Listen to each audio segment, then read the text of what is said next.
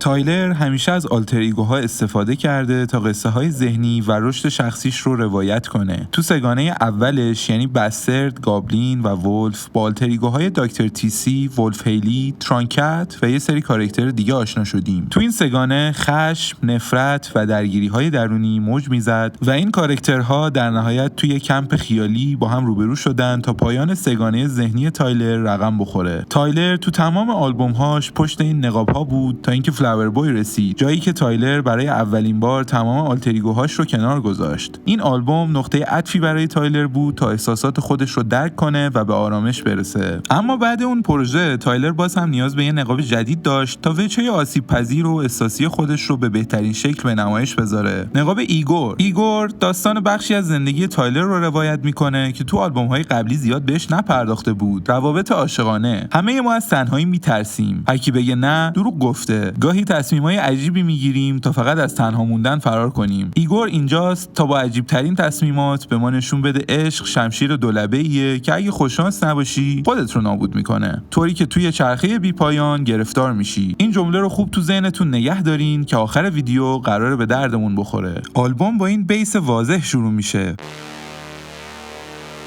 ایگور از زمین تا آسمون با آلبوم‌های قبلی تایلر فرق داره و خیلی خاصه. ایگورز تیم یا تم ایگور همونطور که از اسمش پیداست به ما نشون میده که این آلبوم قراره چه حال و هوایی داشته باشه و کم کم ایگور رو بهمون معرفی میکنه. ایگور اسم دستیار اون دانشمند دیوانه‌ایه که هیولای معروف داستان فرانکنشتاین رو ساخت. چشم‌های تایلر تو کاور آلبوم دستکاری و بزرگ کوچیک شده تا یه شباهتی به اون شخصیت داشته باشه. الان فهمیدن این که تایلر چرا این اسم رو برای آلتر ایگوش انتخاب کرده سخته، ولی چه جلوتر بریم دلیلش برامون بیشتر مشخص میشه. لیریک این ترک رو فعلا بررسی نمی‌کنیم چون الان که هیچ ایده‌ای از داستان آلبوم نداریم معنیش کامل واضح نیست. اما بعد از ترک آخر دوباره برمیگردیم سراغش تا از همه نظر تحلیلش کنیم. تو ترک دوم آلبوم یعنی ارفکویک ما با کسی که تایلر عاشقشه آشنا میشیم. یک مرد. برای اینکه ویدیو روونتر پیش بره باید برای این مرد یه اسم بذاریم. تو آلبوم اسمی از اون برده نشده و صدا کردنش با ضمیرهای مختلف میتونه گیج کننده باشه. از حالا به بعد به این مرد میگیم راکیم. تون وکال تایلر دستکاری شده تا ظریف‌ترین حالت صدای اون رو داشته باشیم. طبق مصاحبه‌های تایلر اون همیشه دلش می‌خواست توی آلبوم از رپ فاصله بگیره و بیشتر بخونه، اما صداش یه جورایی مانع این کار میشد. حالا تو این آلبوم با بالا بردن تون وکال بالاخره به خواستش رسیده.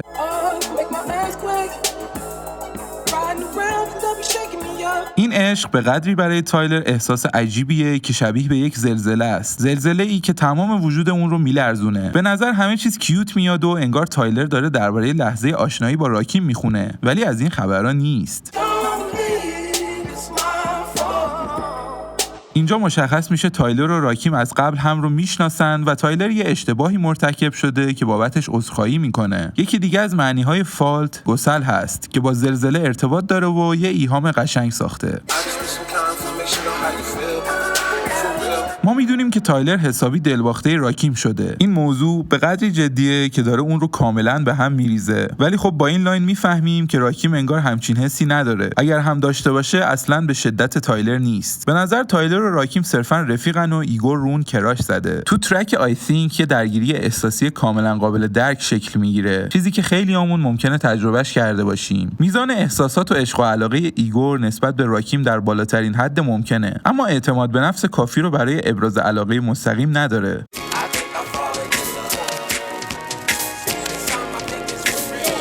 تایلر باور داره که این علاقه مثل قبلیای یه هوس زودگذر نیست و عشق واقعیه. درست هم میگه. این عشق به حدی برای اون واقعیه که به یه آدم دیگه تبدیلش کرده. ایگور هیچ شباهتی به آلتر ایگوهای قبلی تایلر نداره. سرشار از احساس، هیجان و عشق، چیزهایی که تو هیچ کدوم از آلتر ایگوهای قبلی تایلر ندیده بودیم. اما ایگور هم یک فقدان بزرگ داره، فقدان اعتماد به نفس.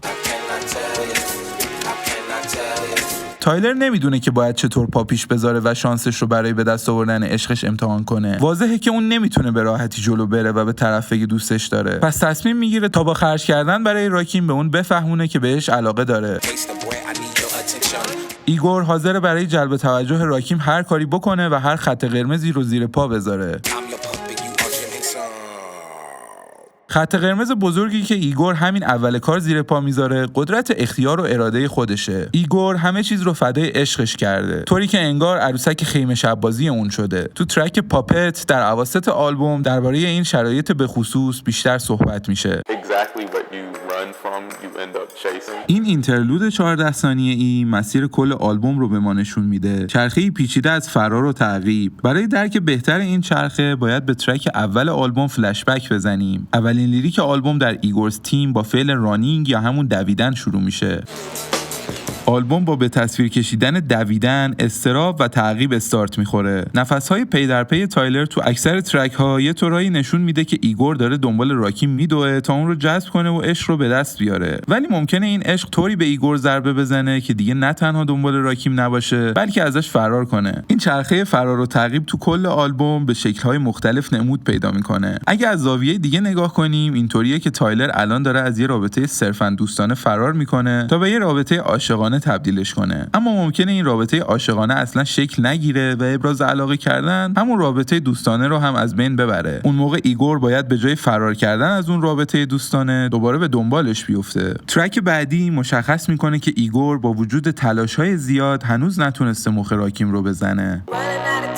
اولین سوالی که پیش میاد اینه: چرا با وجود علاقه وحشتناک زیاد ایگور، راکیم با اون وارد رابطه نمیشه؟ چه مانعی وجود داره؟ وردهای داخل کتاب جادوی ایگور دارن تموم میشن و هنوز نتونسته راکیم رو عاشق خودش کنه. گردن گرفتن تموم تقصیرها، خرج کردن کلی پول و حتی تبدیل شدن به یه عروسک خیمه شب بازی اختصاصی برای راکیم هیچ کدوم جواب نداد. مشکل از کجاست؟ ایگور بالاخره مستقیم عشقش رو مورد خطاب قرار میده. ایگور از یکی از مشکلات پرده برمی‌داره: ترس راکیم از قضاوت جامعه. راکیم هم از ایگور بدش نمیاد، اما اون بایسکشوال بودن رو انکار میکنه و دوست نداره کسی در این باره بفهمه. راکیم یه ماسک زده تا نشون بده یه آدم معمولی با گرایش‌های عادیه. خب شاید بگین این که مشکل بزرگی نیست. کافیه تایلر یکم به راکیم وقت بده تا با این موضوع کنار بیاد و یه طوری حلش کنه. درسته؟ واقعیت اینه که نه، درست نیست. اول ترک تایلر میگه که دیگه وقت نداره. چرا؟ چون یه راز بزرگ دیگه در میون بوده. اون دختر. کدوم دختر؟ حالا ایگور از آدمی حرف میزنه که تو ترک های قبلی آلبوم کوچکترین اشاره‌ای بهش نشده بود. دختری که تو ترک بعدی مشخص میشه دوست دختر سابق راکیمه. حالا تازه داریم میفهمیم که چرا وقت تایلر داره تموم میشه، چون باید با رقیب عشقیش رقابت کنه و اگه دیر به جنبه راکیم رو برای همیشه از دست میده. از نظر ایگور راکیم با این دختره میپره تا صرفا به بقیه نشون بده گی نیست. تایلر از اون میخواد که خود واقعیش باشه. وقت تایلر رو به اتمامه و حالا ایگور باید آخرین برگ برندش رو رو کنه: چوب جادوی جدید. ایگور تصمیم داره تا با چوب جادوی جدید خودش مانع بزرگ رو از سر راه برداره. از نگاه ایگور دلیل اصلی عدم توجه راکیم به اون دوست دختر سابق راکیمه. ایگور هیچ چیز برای عشقش کم نذاشته، اما راکیم همچنان با اکسش وقت میگذرونه و تمرکزش رو اونه. تایلر میخواد رابطه بین راکیم و دوست دخترش رو کاملا از بین ببره تا رابطه خودش شکل بگیره. منظور از بستن در برای باز شدن یک پنجره همینه. حسادت ایگور اون رو به جنون رسونده. حالا تمام فکر و ذکر اون اینه که رقیب عشقیش رو حذف کنه. اما چطوری؟ عشق و علاقه افراطی تایلر نسبت به راکیم و حسودیش به دوست دختر سابق اون ایگور رو به این فکر انداخته که اکس راکیم رو بکشه. تمام مدت منظور ایگور از چوب جادوی جدید یک اسلحه بود، تفنگی که باهاش قرار اون دختر رو حذف کنه. ایگور هر لحظه داره دیوونه تر میشه. اون آخرین شانس انتخاب رو به راکیم میده. ایگور از انتخاب دوم بودن خسته است و حالا راکیم رو تهدید میکنه که اگه انتخابش نکنه اتفاقای بدی میفته.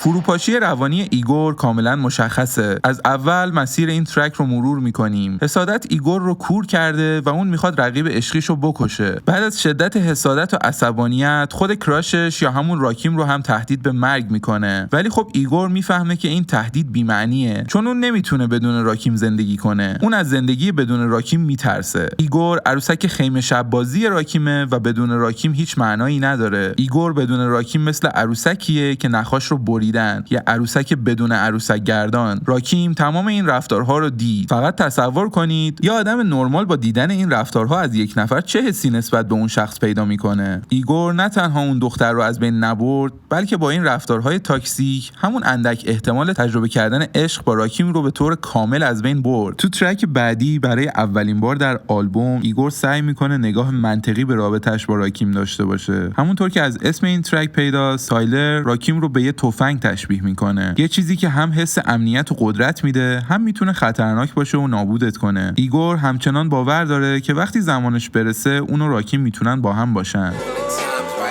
تا اینجای آلبوم تایلر مدام داشت معشوقش رو پرستش میکرد، ولی حالا بالاخره فهمیده که این حجم از وابستگی چقدر سمه. میبینیم که ایگور متوجه تأثیر مخرب این عشق رو روانش شده. تقابل بین احساس و منطق ایگور اوج گرفته و بی‌ثباتی اون رفته رفته بیشتر نمود پیدا میکنه.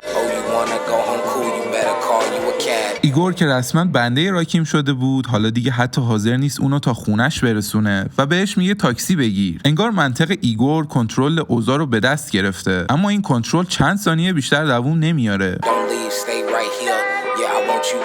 ایگور دیگه نمیدونه باید چیکار کنه و کامل گیج شده. از طرفی نمیخواد بیشتر از این به راکیم بها بده و از طرف دیگه نمیتونه جلوی احساساتشو بگیره. تو ترک Running Out of Time دوست دختر سابق راکیم یکی از رازهای راکیم بود که ایگور چیزی دربارش نمیدونست، اما راکیم حالا که از شدت وابستگی غیر طبیعی ایگور با خبره فکر میکنه هر کاری کنه ایگور همچنان عاشقش میمونه. راکیم حالا واضحاً به ایگور نشون میده که اونو فقط برای سرگرمی میخواد. لحظه ای که ایگور با چشم خودش دید اون آدمی که تا چند ساعت پیش بهش وعده صبحونه 2 نفره داده بود دوباره کنار عشق سابقش نشسته، تیر خلاص رو خورد. احساسات ایگور جوری له شد که تصمیم به تموم کردن این رابطه گرفته و دیگه نمیخواد کراشش رو ببینه. این که ایگور قرار نیست به این راحتی ها مووان کنه خیلی قابل پیش بینیه. در واقع شرایط پیچیده تر از این حرفاست و ایگور اصلا نمیتونه این رابطه رو تموم کنه. تو ترک پاپت ایگور تنها تو اتاقش نشسته و باز هم مدام به راکیم فکر میکنه. ایگور دوباره هر چی میتونه فراهم کنه رو به راکیم پیشنهاد میده، بلکه توسط اون پذیرفته بشه. این صحبت‌های تایلر مثل قصه‌های کیوت هر کاری بخوای برات میکنم چون عاشقتم نیست. صحبت‌های تایلر بیشتر شبیه به التماس‌های یک آدم نابود شده است، اینطوری که هر چی لازم داری برات فراهم میکنم، فقط تنهام نذار. اگه یادتون باشه تو ترک I Think هم تایلر به این که پاپت راکیم شده اشاره کرده بود، اما تو این ورس دیگه نه از انرژی مثبت I Think خبری هست، نه از پرحرفی بازوق ورس اول همین ترک. تو این ورس ایگور ناامید شده و دیگه خودشو نمیشناسه. صدای ایگور ناامیدی رو به وضوح نشون میده و فهمیده که اون جدی برای راکیم چیزی جز یه عروسک دم دستی نیست. تو ورس 3 کانیه به عنوان صدای درونی تایلر وارد میشه، کسی که خودش بارها شرایط مشابه ایگور رو تجربه کرده. ترک پاپت تایلر رو در بدترین شرایط روحی روانی خودش نشون میده. ایگور قلبش شکسته و برای عشق له له میزنه، شرایطی که کانیه به خوبی باهاش همزاد پنداری میکنه و با حضورش تو این ترک زیبایی کار رو دوچندان کرده. راستی اگر ویدیوی روایت آلبوم ییزس کانیه که اولین ویدیوی ما بود رو هنوز ندیدین، لینکش داخل دیسکریپشن براتون قرار گرفته و میتونین تماشاش کنین. پاپت با این جمله به اتمام میرسه: ایگور انتهای ترک قبلی هم به راکیم گفت که دیگه نمیخواد ببینتش، ولی مقاومتش زیاد دووم نیاورد. باید دید این سری واقعا قراره تغییری رخ بده یا نه. بعد اون همه تحقیر و وابستگی تو ترک واتس گود بالاخره خون ایگور به جوش میاد. حالا ایگور برای اولین بار تو آلبوم از موضع قدرت حرف میزنه. دیگه نه سافت بازی در میاره نه دنبال تاییده. اون بخش از وجود تایلر که همیشه بلد بوده چطوری بجنگه برگشته و اومده که باقی مونده های غرور تایلر رو از زیر آوار این رابطه بکشه بیرون. کل این آهنگ با تایلر قدیم سر و کار داریم که بی‌نقص رپ میکنه و با هر چی دم دستش میاد پوز میده. از این میگه که چقدر قویه و چطور دست به هر چی میزنه آتیشی و گاد لول میشه. تایلر حتی با حادثه رانندگی که تو سال 2018 براش پیش اومد هم فلکس میکنه.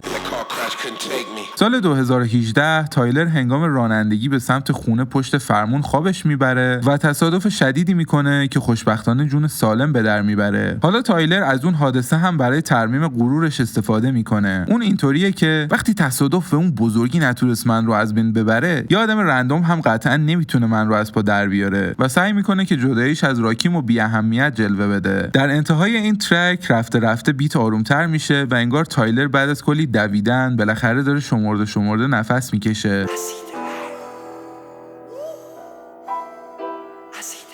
بعد از کلی سردرگمی و کلنجار تایلر میگه که نور رو میبینه و یه چیزایی براش روشن شده. اینکه چی برای اون روشن شده رو تو ترک بعدی میفهمیم. What's good با این جمله به پایان میرسه.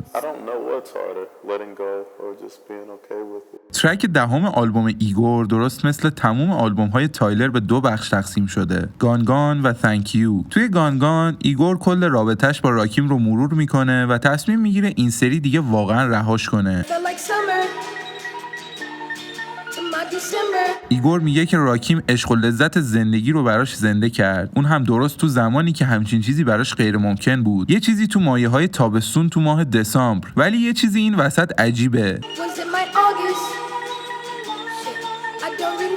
تایلر حتی یادش نمیاد که دقیقاً کی این اتفاق افتاده. در ادامه این ورس تایلر تمام اتفاقات رو با بکار بردن یه سری استعاره مرور میکنه. اینکه چطور آماده یک رابطه جدی با راکیم بود، اما راکیم راضی نشد که ماسکش رو کنار بزنه و اونو پس زد. ما همه اینا رو میدونیم، اما اتفاق تازه این ورس اینه که ایگور برای اولین بار به جای اینکه غمگین و عصبی بشه، سعی میکنه نیمه پر لیوانو ببینه.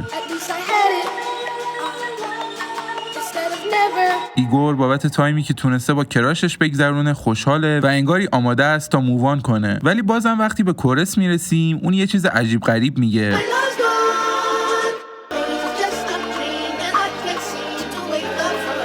اوایل ورس 1 تایلر اصلا یادش نمیومد که کی اون اتفاقات قشنگ با کراشش رقم خورده. حالا هم تو کورس به این اشاره میکنه که همه اینها شبیه یک خوابه. تایلر تازه داره میفهمه تمام این مدت چه اتفاقی داشته میافتاده. بعد از بررسی آخرین ترک به این بخش برمیگردیم. فعلا به ادامه گانگان میپردازیم. تو ورس دوم تایلر درباره دوست دختر سابق راکیم صحبت میکنه، اما این بار خبری از خشونت دیوانه‌واری که تو نیو ماجیک واند وجود داشت نیست. ایگور اونجا میخواست که این دختر رو بکشه، اما اینجا ایگور قبول کرده که راکیم با این دختر خوشحال تره، پس تنها کاری که از دستش برمیاد آرزوی خوشبختی برای این دوتاست و حتی از خدا میخواد که دختره تیست موزیکش خوب باشه تا به راکیم بیشتر خوش بگذره. ایگور داره با حقایق تلخی که تو کل آلبوم ازشون فرار میکرد روبرو میشه و در ادامه به راکیم میگه احتمالاً متوجه شباهت این لاین با ارفکویک شدین، اما اینجا ایگور دیگه التماس راکیم رو نمیکنه که ترکش نکنه، بلکه با این موضوع کنار میاد. در ادامه تایلر بار دیگه کل مسیر این رابطه رو به تصویر میکشه، اینکه چطور فکر کرد راکیم هم اونو دوست داره و با هم یه پلی ساختن، اما ترس راکیم از جامعه اون پل رو تبدیل به یک قفس کرد و ترجیح داد برگرده پیش دوست دخترش. داستان طوریه که انگار دیگه باید اینجاها تموم بشه، یک داستان عاشقانه که پایانش قبول کردن تفاوت‌ها و به هم نرسیدن بود. اما نه، این آلبوم خیلی فراتر از یک داستان عاشقانه معمولیه. بخش بعدی این ترک یعنی Thank You نامه تشکر ایگور به راکیمه.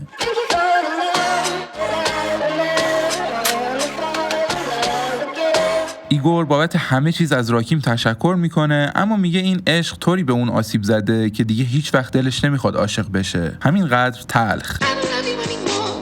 از تایتل این کار مشخصه که تایلر قراره توش چی بگه، این که دیگه عاشق راکیم نیست و دوستش نداره. با توجه به تشکر کردنش از راکیم تو ترک قبلی همه چیز منطقیه و انتظار میره ایگور اینجا بالاخره مووان کنه.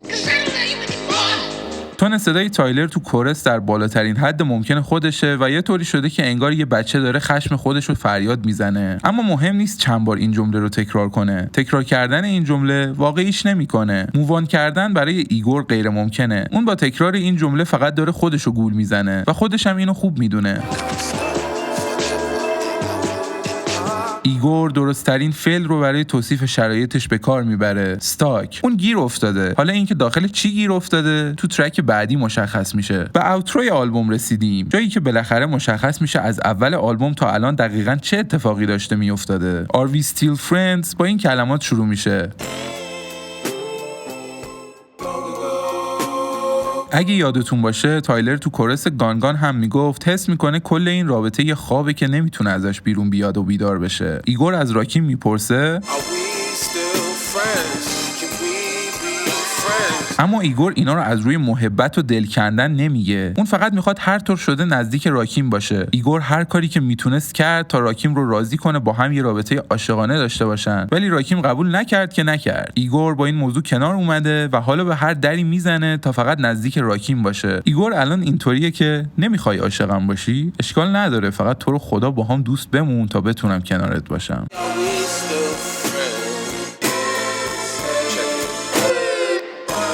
با جمله نمیتونم خدافظی کنم آلبوم به اتمام میرسه. شاید بگید ای بابا داستان که مبهم و بی‌معنی تموم شد، اما نه، به بیس پایانی این ترک دقت کنید. این دقیقاً همون بیسی هست که ترک اول آلبوم یعنی ایگورز تیم باهاش شروع میشه. نوتی که Are We Still Friends باهاش به پایان میرسه همون نوتی هست که ایگورز تیم باهاش استارت میخوره. حالا وقت بررسی کامل لیریک ایگورز تیمه. تایلر تو ترک آخر از راکیم پرسید که آیا میتونن با هم دوست باشن یا نه. تو ایگورز تیم میفهمیم که راکیم این درخواست دوستی رو قبول کرده. حالا ایگور سرشار از امید داره به سمت اون میدوه و میگه این دفعه کل شهر قراره این عشق رو حس کنن و متوجهش بشن. درسته که راکیم این دوستی رو قبول کرده، اما اون هنوز مطمئن نیست. پس تایلر تو ارفکویک ازش خواهش میکنه که اون رو ترک نکنه. تایلر همه تقصیرها رو گردن میگیره و میپذیره. از فشار آوردن به راکیم برای پابلیک کردن بایسکشوال بودنش گرفته تا ترسوندن و تهدید کردن اکس راکیم و غیره. ایگور خودش رو بابت تموم اینها مقصر میدونه. ایگور فکر میکنه این دفعه دیگه همه چیز خوب پیش میره، ولی نه، همه ما میدونیم قراره چی بشه. باز هم همه اون اتفاقات تکرار میشه و تایلر میفهمه که اون وسط یه رویا و خواب بی‌پایان گرفتار شده. آلبوم ایگور یه چرخه بی‌پایانه، یه لوپ، جایی که همه این اتفاقات دوباره و دوباره تکرار میشن بدون اینکه چیزی درست بشه. از دید تایلر اون همون ایگور معروف داستان فرانکنشتاینه، همون دستیار دانشمند دیوانه. ایگور هیچ وقت نمیتونست اون دانشمند رو رها کنه و بره جای دیگه ای مشغول بشه، چون اون کار چیزی بود که کل وجود ایگور باهاش معنا پیدا کرده بود. تو اون داستان هم ایگور اگه اون دانشمند رو رها میکرد تمام معنای وجودش رو از دست میداد. به خاطر همین همیشه پیش اون دانشمند موند، حتی وقتی که بهش بی‌توجهی میشد. عشق شمشیر دولبه‌ایه که اگه خوششانس نباشی خودت رو نابود میکنه، طوری که توی چرخه بی‌پایان گرفتار میشی.